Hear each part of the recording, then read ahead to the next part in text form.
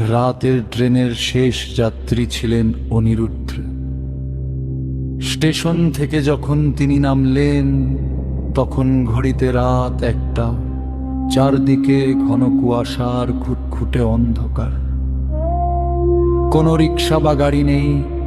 নিরুপায় হয়ে তিনি একাই পিচঢালা নির্জন রাস্তা ধরে হাঁটতে শুরু করলেন। রাস্তার দুপাশে সারিবদ্ধ পুরনো বিশাল সব গাছ। বাতাসে পাতা নড়ার শব্দ ছাড়া আর কোনো শব্দ নেই। হঠাৎ অনিরুদ্ধর মনে হলো তার পিছনে, ঠিক পিছনে পিছনে কেউ একজন হাঁটছে।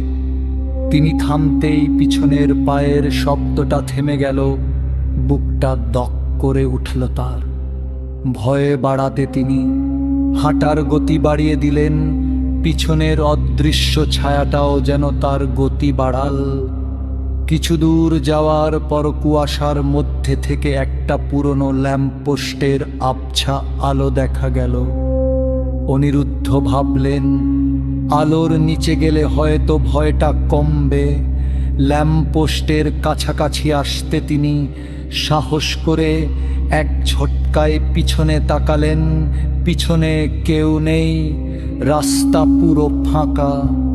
অনিরুদ্ধ স্বস্তির নিঃশ্বাস ফেলে যেই না সামনের দিকে ঘুরলেন, অমনি তার সমস্ত শরীর হিম হয়ে গেল।